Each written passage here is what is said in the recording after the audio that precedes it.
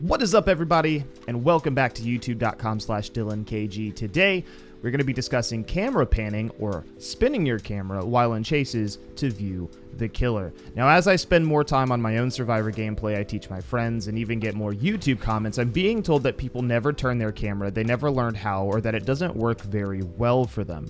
Now, of course, when you're being chased in Dead by Daylight as a survivor, you'll want to turn your camera, see where the killer is, so that you can make your next steps as effective as possible. If you're not sure where the killer is, you may drop a pallet that doesn't need to be dropped. You may vault a window and the killer will catch you on the other side of that window. There's all kinds of nuance to why you would want to pan the camera and always have a bead on where your predator is. So that's why we're going to be talking a little bit today about how to do this on both mouse and keyboard and on controller. Now, keep in mind, this isn't a video on how to loop. This is just how to pan the camera and learn that technique over time with some visualization. So let's go ahead and start with mouse and keyboard.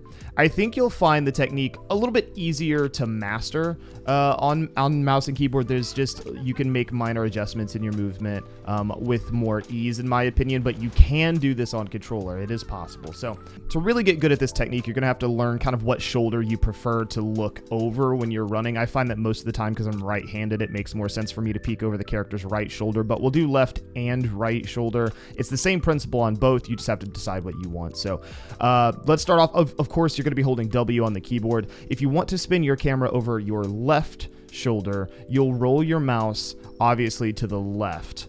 All right, you'll be holding the W key, then you start to pan your mouse to the left. As you pan your mouse to the left, you're going to roll your fingers over the D and then on the S.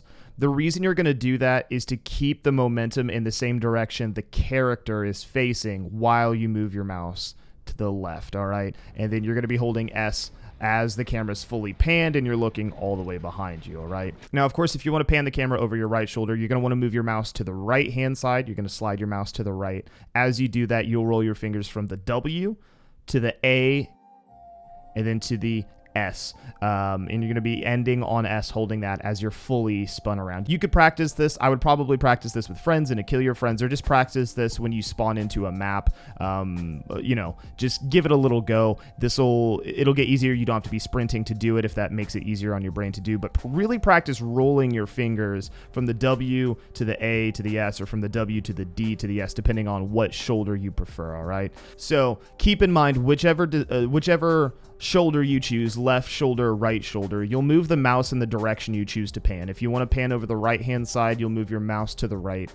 If you want to pan over your left shoulder, you'll move your mouse to the left. It's really important to remember to roll your fingers, right? You're not going from just W to S. You can do the W to S jump without hitting the A or the D key, depending on which way you're looking. But by rolling your fingers across those directional keys, all of them, you're getting a smoother transition. You're going to keep your momentum moving the direction you want your character to run as effectively as possible. So that's what you're going to be doing. Remember, you always want to be holding the key that corresponds to where your character is going to be looking, all right? So if your character you're trying to get your character to run left to the left while you pan your camera to the right, you're going to want to hold A, because that's where your character's looking. So just keep that in mind.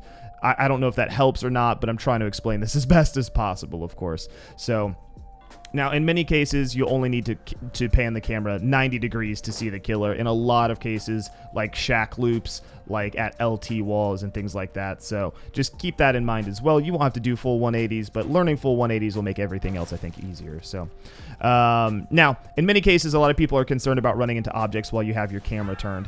With regards to this, of course, before panning your camera, keep mental note, obviously, of obstacles that would be in front of your character, or position yourself in the way that there aren't going to be obstacles, at least for a few meters before you pan. As you get better at this, you'll be able to pivot behind you, look, and then pivot back to keep running forward. And that's the idea. That's the goal, right? You're really not going to keep your camera panned on the killer entirely. You just want to peek back, see where they are. Are they chasing you? How close are they? Okay. and then plan your next move. Are you going to go for the shack, a different loop? Are you going to, you know, break away because he's no longer on you? You're really just taking small peeks. So you're going to want to pan backwards, pan forwards, pan backwards, pan forwards. And that's going to be what it is. All right. Just keep mental note of, is there a tree in front of you, and set yourself up in a position to not run into that tree before you pan the camera. Right. So obviously if there's a tree right in front of you, you're going to pan your camera, you're going to hit it. Right. So put yourself in a position to succeed there, and just keep a mental note of like, okay, I can pan now because there's nothing for a few feet. And just try doing that. Now, you really want to get info on where the killer is and the distance and things like that. So this can be trickier to learn in like jungle gyms and LT walls, where you're making like a lot of quick movements and quick thought processes. Do I drop the pallet? Do I go through the window? And you're going to need to pan your camera back and forth pretty constantly to see if the killer is actually rounding the corner coming after you. And that's okay. You're going to get better at this as time goes on. Okay. Now, all of these principles apply to when you're playing on controller. Controller is just, it's a little bit easier to over-rotate. I'll say that, in my opinion. I'm not a controller player. I've been learning and practicing controller recently to see if it is more difficult, and I think it's easier to over-rotate or overspin. But I don't think it's more difficult. I think you can acclimate and learn. So I've been practicing. You just got to practice applying the correct pressure to the sticks to control the speed that the camera spins. But the same rules still apply, of course. From a forward position, holding forward on the left stick, we're going to rotate the left control stick to the left and your right control stick to the right, away from each other, opposites. And as you do that, the camera's going to pan to the right. You're going to move your character, keeping your momentum going in the direction you're facing. And again, we have visual aid on screen for that. So I always encourage controller players, increase your sensitivity to get more mouse, to get a more mouse and keyboard like fluidity. It will require you to practice. It's going to take time. It's not going to be easy, but I think that me having a higher sense, I run sensitivity 70 or 75 according to the game settings, and it's been good to get really fast back and forth pans, look back at the killer, and then look back forward without being too disorienting or so slow that it's problematic. So I don't know.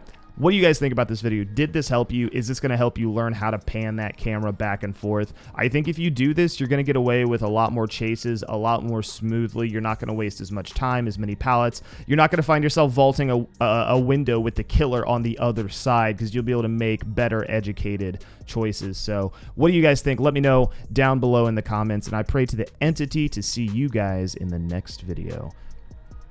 See if we make this pallet. There's that pallet right there too.